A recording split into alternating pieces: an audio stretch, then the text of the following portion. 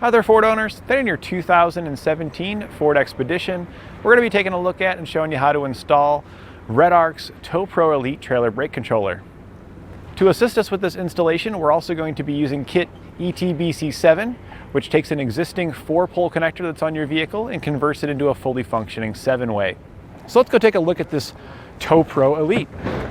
First thing you're going to notice right away is when I opened the door and I got in, I didn't even bother to look for a brake controller because I knew my knees weren't going to slam on one, because there's our Tow-Pro Elite right there. It's just this tiny little button on the dash, not that big honking brake controller that your traditional ones are that mount to the brackets and you have to adjust it in a certain angle, and they're just kind of a pain.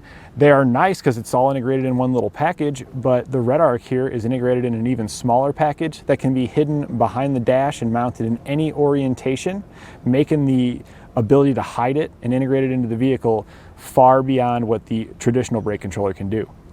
Now, there are a few competitors out there that have similar products, such as Kurt's Spectrum, but I prefer the Redarc over the Kurt Spectrum because the button on the Spectrum is considerably larger. There's a much bigger footprint to get that installed. While that may be quite large, it sticks out a little bit. You know, you got more issues with clearance, and then it just doesn't look quite as nice to me since it's so much bigger. It does have a little bit less depth as far as where it passes through, so you actually can mount it in some locations that you may not potentially mount the Redarc because the Redarc's a little deeper, but the overall footprint and how it looks, the Redarc really can't be beat here. I mean, it just looks great.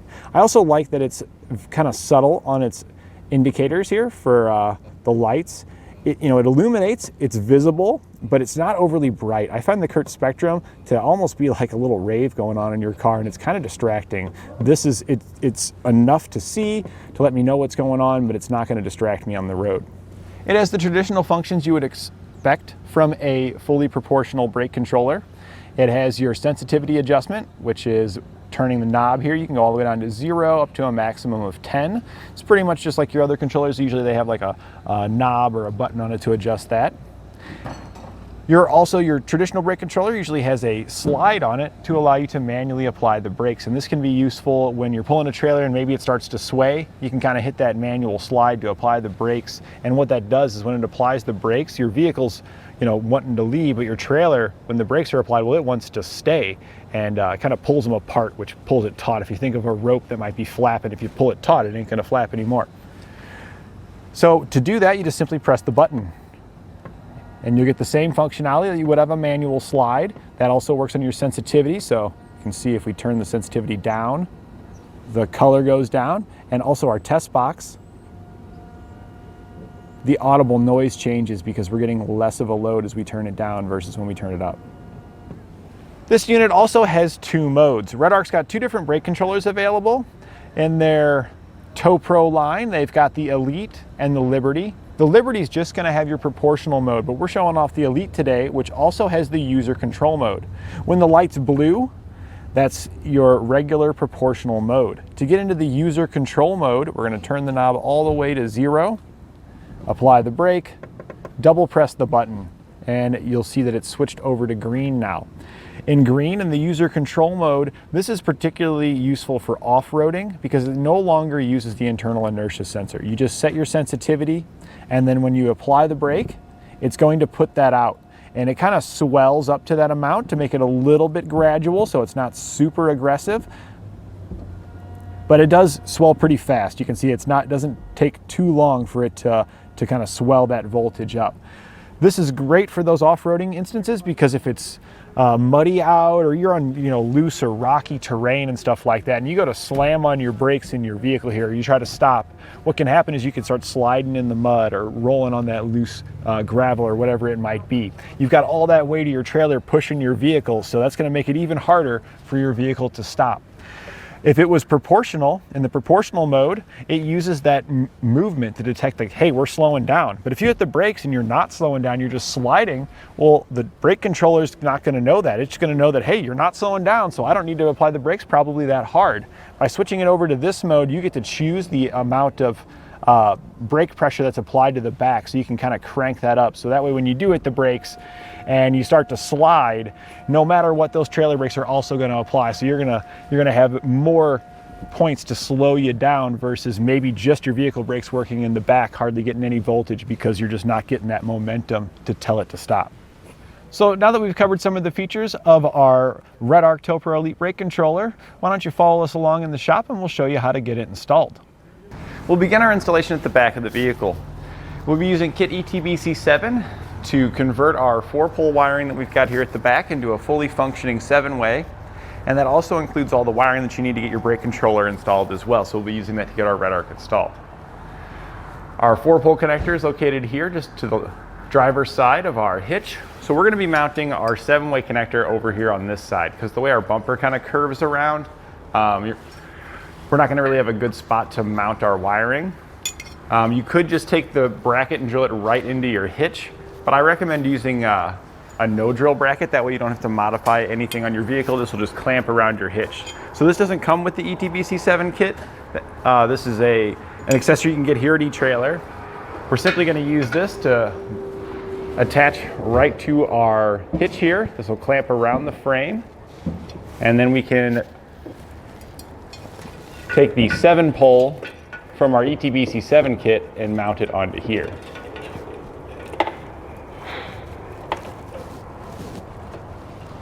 So we're just bringing that around. It pushes back in on itself. And after you get it started, we can then snug it down using an 8mm or 5/16 socket.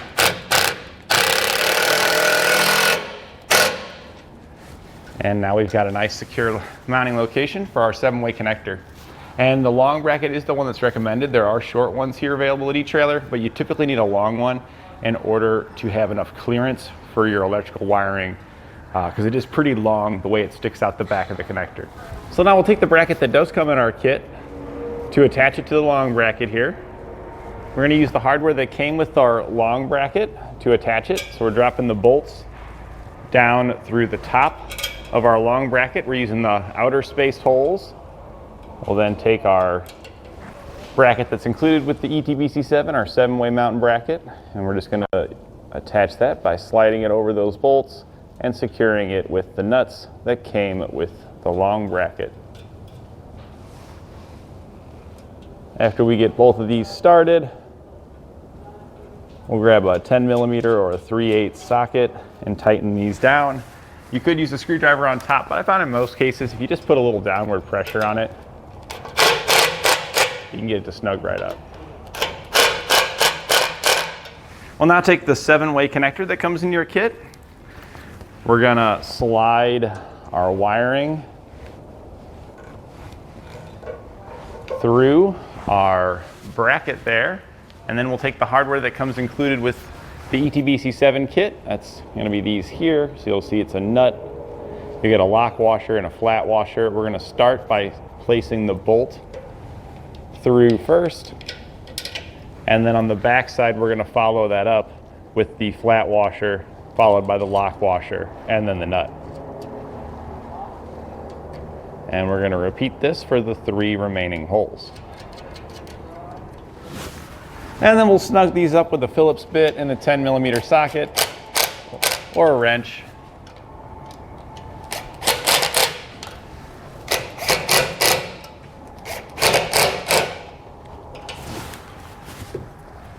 So now that we've got our connector mounted up, it's time to start hooking everything up. So we're gonna go to our factory 4-way that's right here. It's inside of a little welded-on bracket that's on the factory hitch here. We're just gonna pull this down off of there. It just pulls straight down. That's why I have to wiggle it a little bit to get it to come out of there. There we go. And after we remove that, we'll just open it up. We're gonna plug the connector from the 7-way here that we installed. We're gonna take the 4-way end and plug it into the factory one here. Before doing that though, we are gonna fill this up with some dielectric grease just to help keep out dirt, debris, and moisture and ensure a long-lasting connection.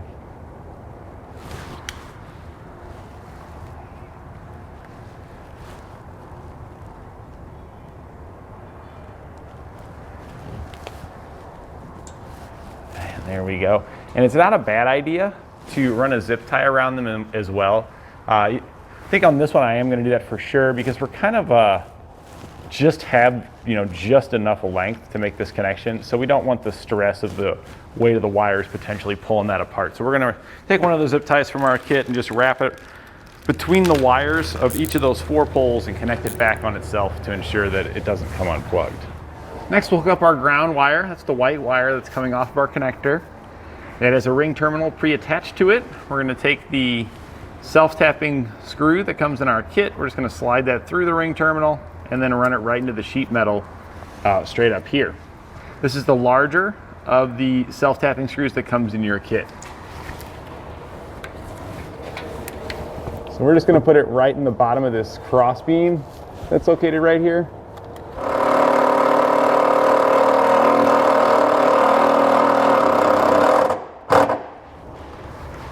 Next, we're gonna connect our black and blue wires. There is also a yellow wire that's coming off of our connector. We're not gonna be connecting that one today. We'll just be zip tying it back and securing it with the rest of our wires. That's the backup reverse light circuit for the brake lockout as well. You do have the option to tap into your reverse lights if you wanted to do so. But with this one, we're gonna focus on the brake controller connections because this kind of keeps everything separate from your vehicle wiring. We're running all these wires ourselves. That would tap into your wires, existing reverse lights wires. Now these ends here that come pre-crimped on our wires, you can use those if you want, but I recommend cutting those off.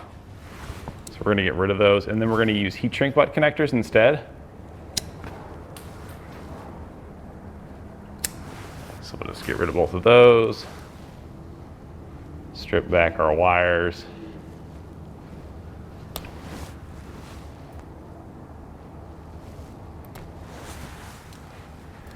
And now we're ready to make our connections. The butt connectors we're gonna be using look a little bit different.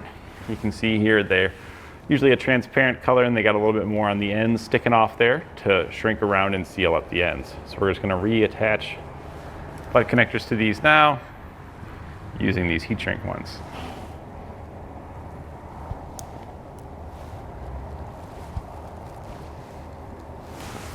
After these are connected, you'll take the duplex wire that comes in your kit. You'll get a whole lot of that. You'll have enough of that to run the wires here to the back all the way to the front. You'll need to separate out the wires from your duplex. So here's our duplex right here. You can see there's 2 wires inside of the duplex there. So we're gonna take a razor knife now. We're gonna slice down this just so we can get those 2 wires out of there. And now we'll strip back these wires here. And then we can attach them to the butt connectors up here.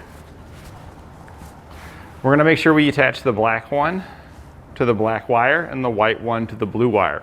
Now you can change those if you want. You don't have to do it with those wire colors, but it just helps keep things a little more consistent, and it'll be easier later on if we treat it that way.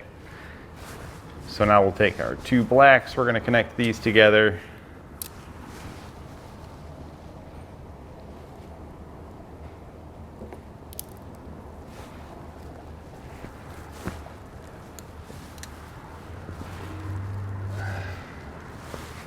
And now we'll grab our heat gun to shrink those down.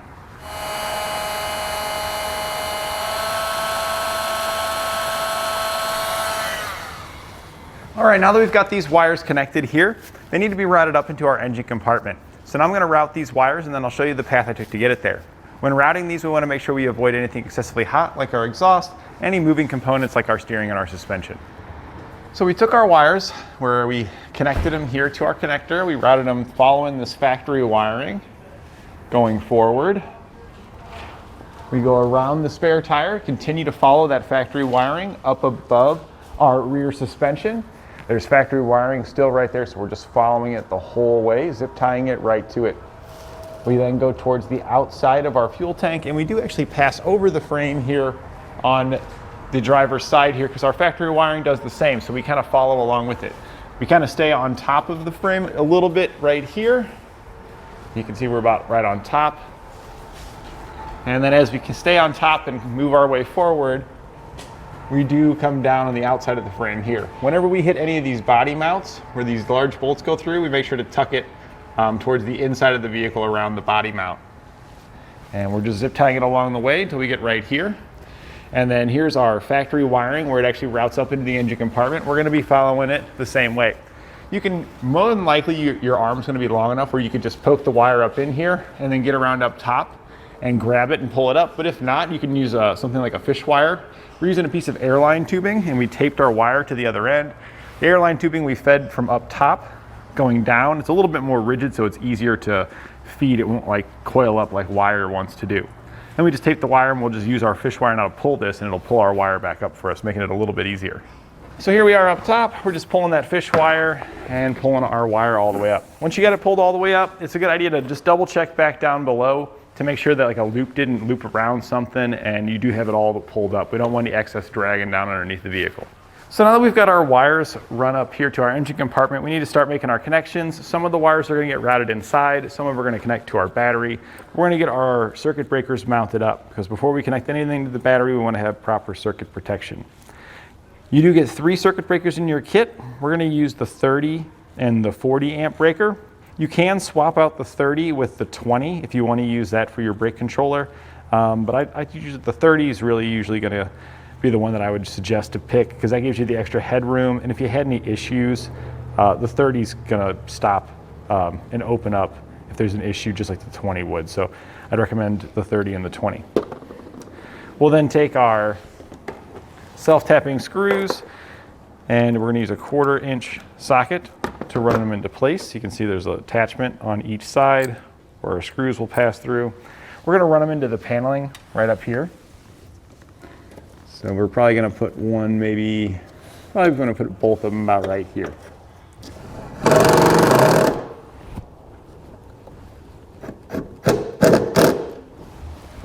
And to help save some space, we're going to take the second one here and just set it right on top of that one and run it through.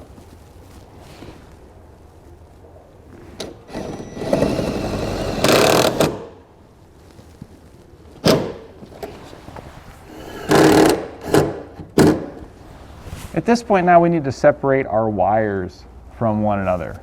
Our black wire is going to connect to the 40 amp circuit breaker, but the white wire needs to get routed inside. So we're going to just kind of take our duplex, roughly hold it up there about where we want to start. And then once we figure that out, we're just going to take our razor knife here and we're going to slice this all the way down.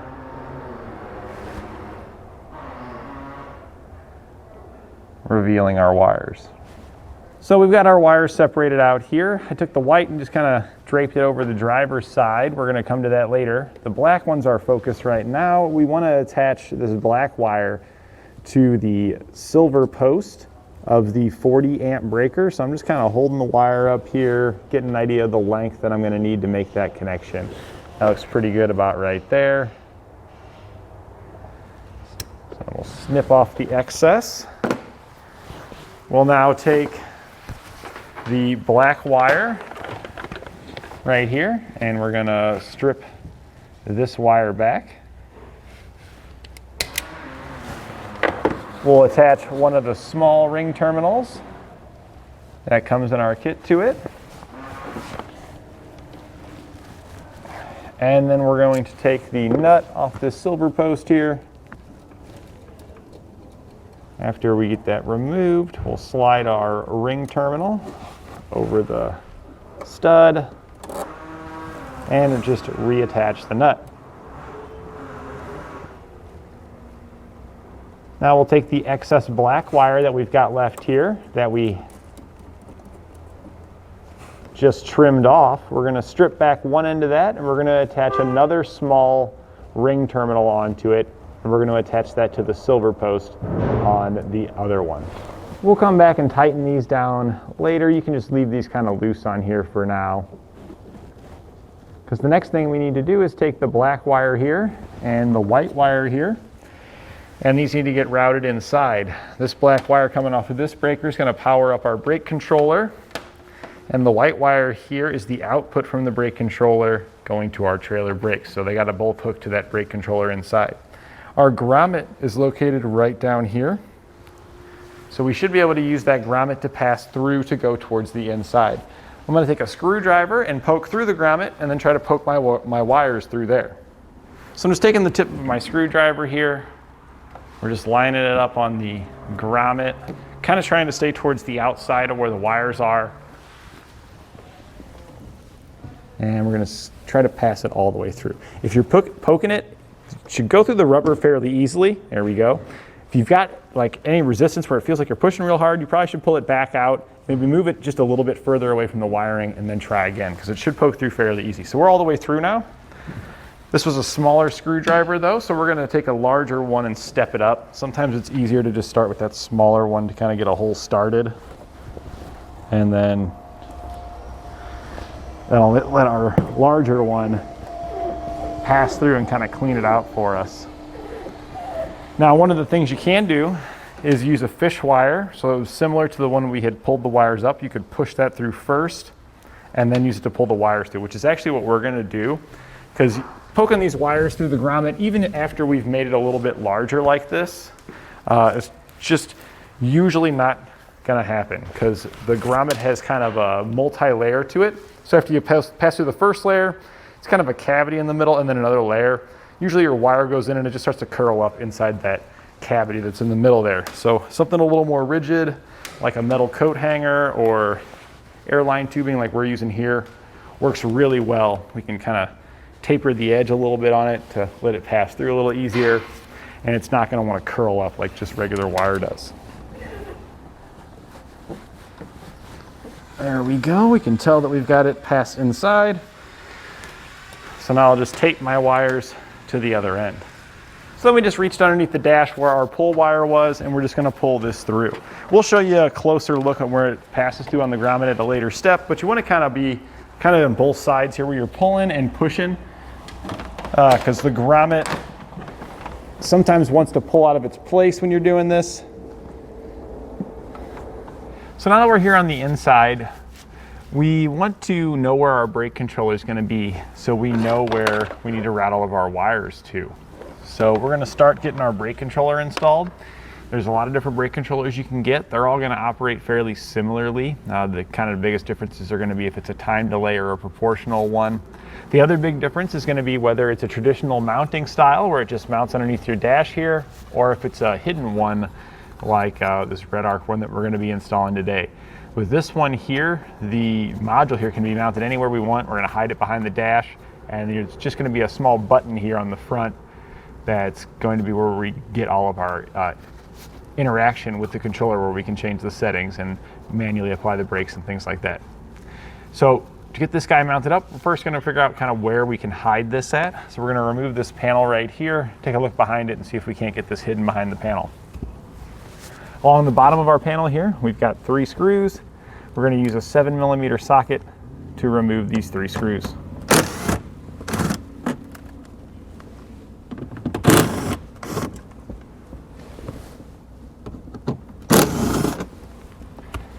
Once all 3 screws are removed, you can pull outward a little bit on your panel and just pop that out of there. Once you get the one side popped out, we're going to come over to the other side and do the same thing. We're just kind of working our way up the panel to get that popped out. All right, after we remove that panel, there is definitely plenty of room to work with right here. We can get our module easily mounted up. We should be able to get our switch installed here. But this panel right over here is actually pretty hollow behind it. So we're going to pull this panel out. Just kind of pop those out of there. There we go, and then just kind of roll that out of there. And if we look behind this panel, we've got a ton of room back here. There's plenty of room for our module to easily be mounted. And there's this cutout right here with this little square opening. And then if we check this out, this little square opening, our switch actually kind of fits right inside of there. So it works out perfect. We're going to have a good mounting location for our switch here and plenty of room behind this cover for our module. So we'll go ahead and get this module mounted up, and then we'll start mounting the rest of the components. So now that we've got our area where we're going to mount it, we're going to go ahead and get the module mounted up.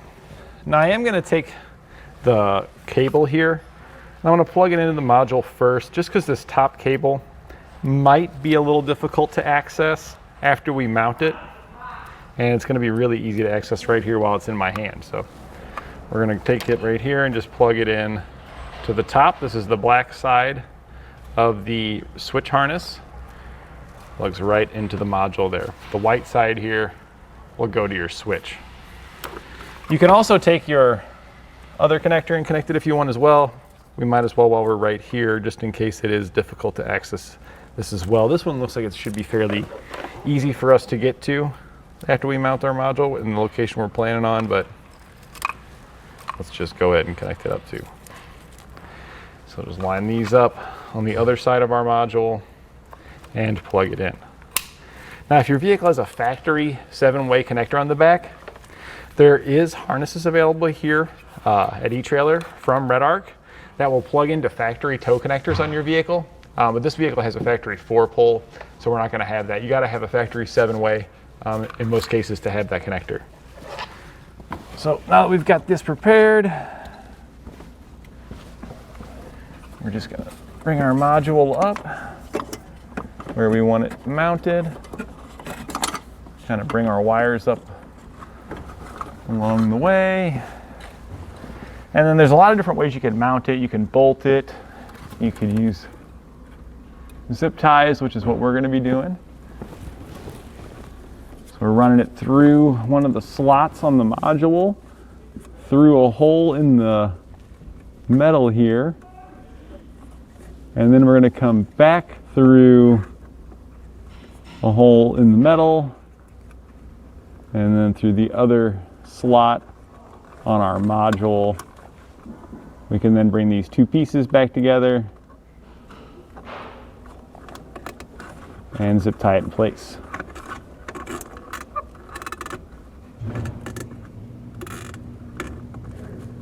So here you can see the module, we've got it mounted up. We did use a couple more zip ties passing through those holes and extending to some of the nearby pieces of metal there just to make sure that it's securely mounted and it can't kind of vibrate around. It needs to be secure for the proportional internal inertia switch to function properly, get the readings that it needs to for vehicle movement so it can put the proper output to your trailer. So now we're going to drill out the hole for our switch to go in here. We're going to use a 10mm drill bit. If you have only standard drill bits at home, 10mm and a 3/8 are very close in size. You might have to step it up to the next size from 3/8 because 3/8 is just a little bit smaller than 10mm.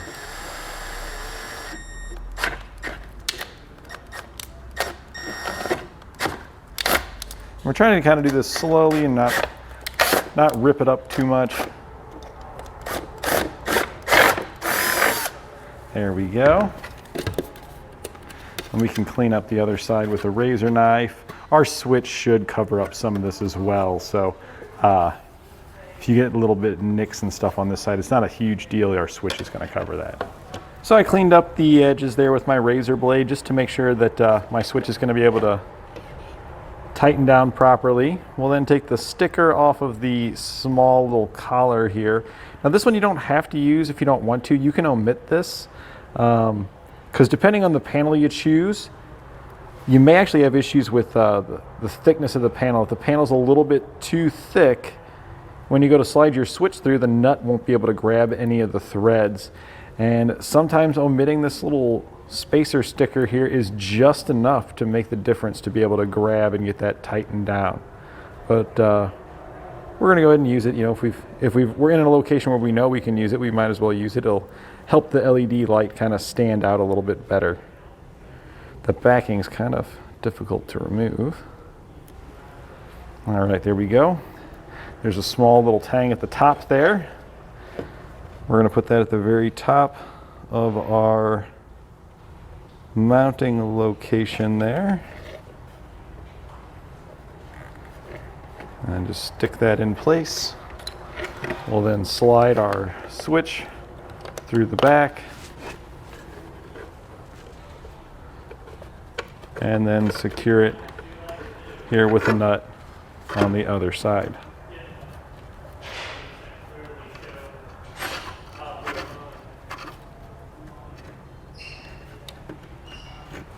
And this nut is a plastic nut, so I really don't recommend tightening it very tightly.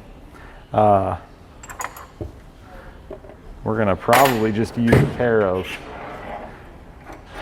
adjustable here and just ever so slightly put just a little bit of a turn on it, but I don't like that it's a plastic nut. Plastic, you know, you don't get very much clamping force with plastic.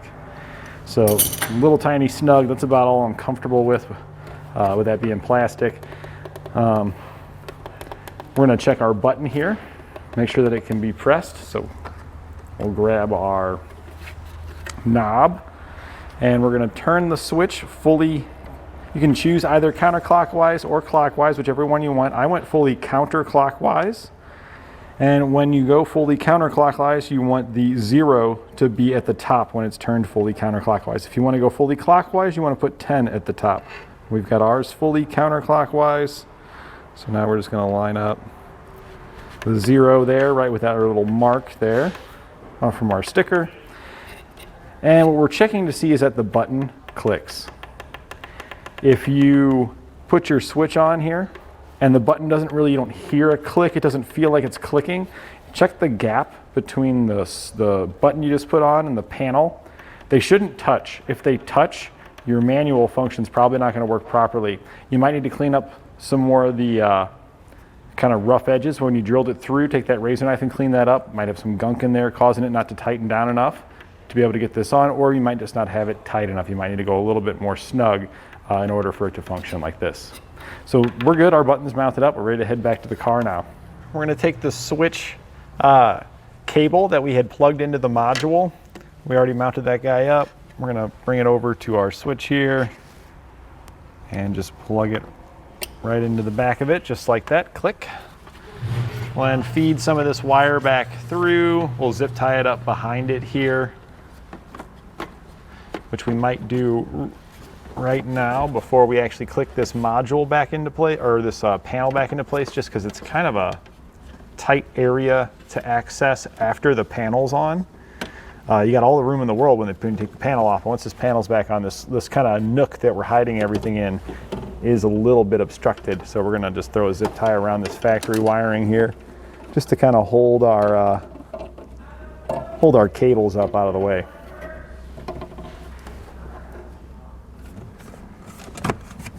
Hey, okay. All right, so we've got all of our major components mounted up now. We got a few wires that we have left to connect. We're kind of wrapping up towards the end of the install here. So out of our module here, coming out of the bottom, we've got that connector that has 4 bare wires on it. You got your bare red, a bare black, bare blue, and then a bare white wire. Our white wire is our ground. We can go ahead and get that connected now. So I've routed the white wire from the module kind of up behind the panel out this opening, and we're going to attach it right here to this bolt. That's going to give us a solid ground. So we're going to take our white wire here. It's already pre-stripped. So we're just going to pull that back. We're going to take a ring terminal, slide it over our wire, and then we'll crimp that onto there.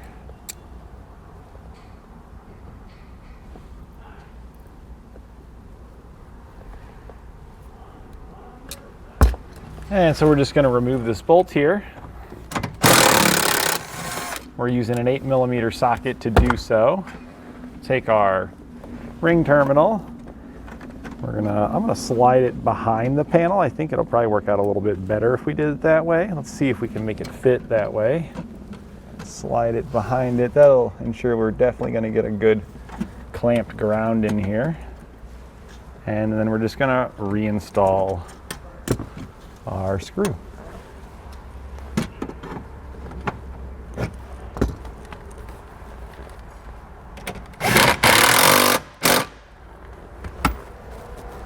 So next we're going to hook up our black and our blue wires coming off of our module. We'll start with the black, make things easy. The black wire coming off of the module connects to the black wire that we routed inside. So I'm going to just kind of bring these off, give us a decent excess to work with for future repairs that we may need to perform years down the road, or maybe additional accessories or something like that we might want to tap into these.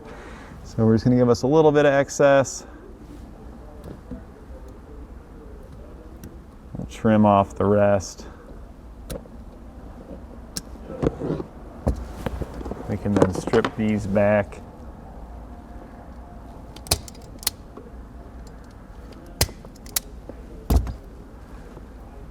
And then just use the butt connectors that come in your kit to crimp the wires together.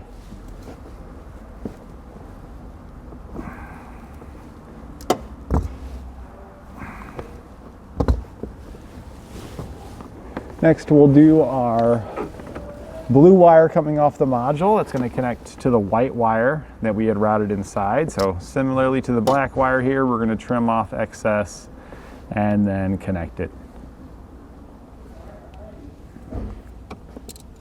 We only have a single wire remaining coming off of our module now.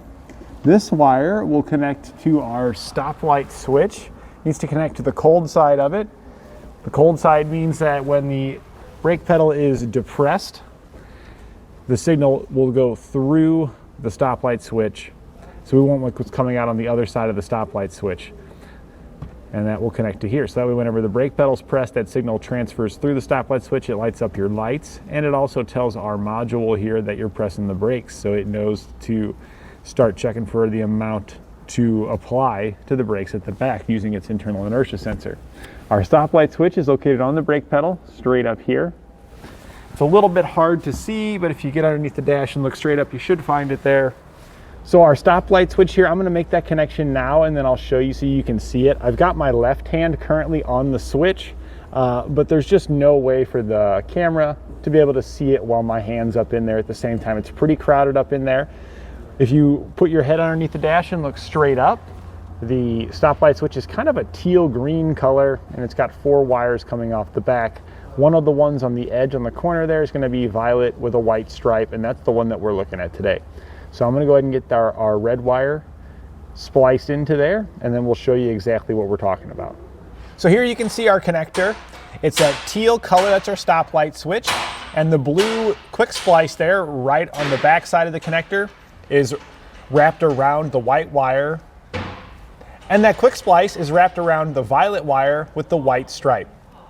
We then just take the red wire from the module, we poked it in the opening on the quick splice. There's a little opening on the kind of the back side of it. You just slide your wire in and then use a pair of crimps or pliers. I preferred pliers. Then you just squeeze the quick splice together and that will connect those wires together for you. So now we'll take the excess black and white wire that we've got left. We're going to use these last few pieces we got to extend our circuit breakers over to the battery. So we're going to take each end of each, well, we're going to start off with just one end because we're going to trim off some excess. So we'll start with one end, strip back the end of each one, and then we're going to put our smaller ring terminals that come in our kit on these. And we're going to do the same thing to the black wire as well. They're both going to be power wires, so the color's kind of irrelevant. It's just that based on length, you're probably going to end up needing a little bit of the white and a little bit of the black to finish up these last connections here. All right, so now that we've got those crimped on, we're going to remove the nuts off the bronze post on our circuit breakers. We'll take one wire, place it over the post, put the nut back on, and then the other wire that we've prepared here, we're going to put on the other one.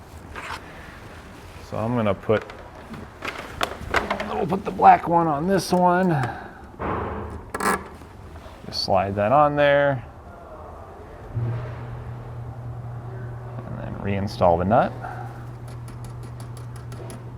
Slide that one on there. And then reinstall the nut. Now we'll route these wires over towards the battery and we can cut off the excess. We can also finalize these circuit breakers here and fully tighten these down. We'll grab a 3/8 socket and tighten these down now because we want to tighten these before we connect them to the battery. That way they're not live. Reduce our chances of accidentally causing a short.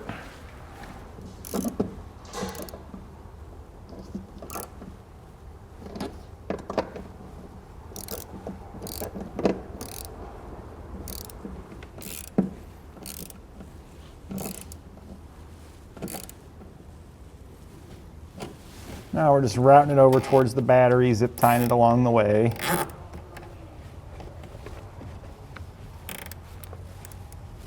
And once we get over here towards our battery, we can trim off our excess that we don't need.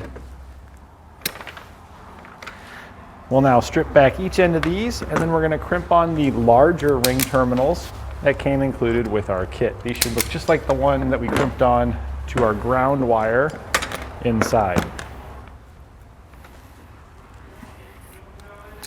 All right, we can lift up on the battery positive cover here. And we're going to be making our connection right here onto this stud. That looks like that's going to be a small enough stud for our wire to go over, and it is. So we'll remove this nut, grab our 10mm socket to do so.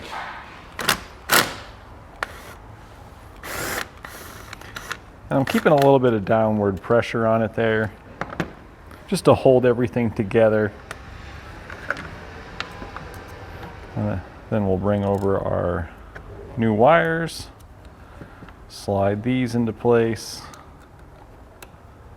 There we go. And then just reinstall the nut.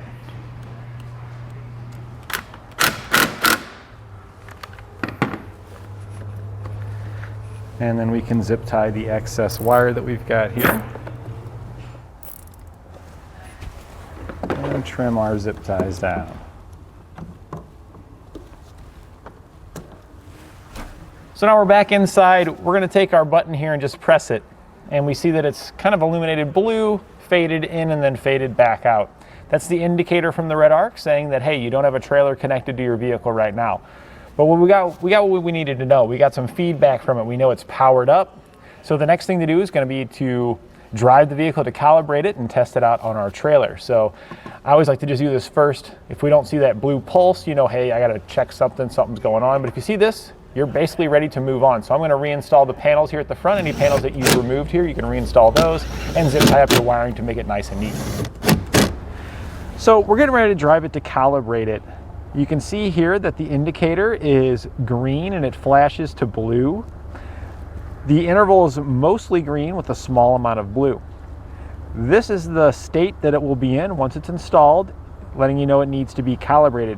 Because unlike a regular brake controller that's always mounted on the dash, like right around here, and it kind of hangs, this one you can put anywhere you want.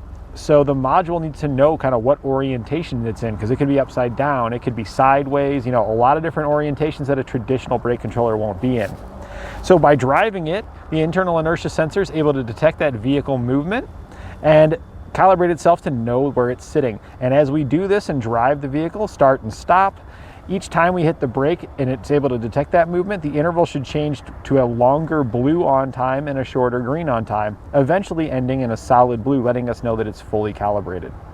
And after about 8 start and stop cycles, it made its way through its calibration and it's solid blue now. Now Redarc does mention in the owner's manual that this can take up to about 20 stops to complete, and it really depends on your road conditions. I found here at the shop, it kind of depends on how much traffic we got.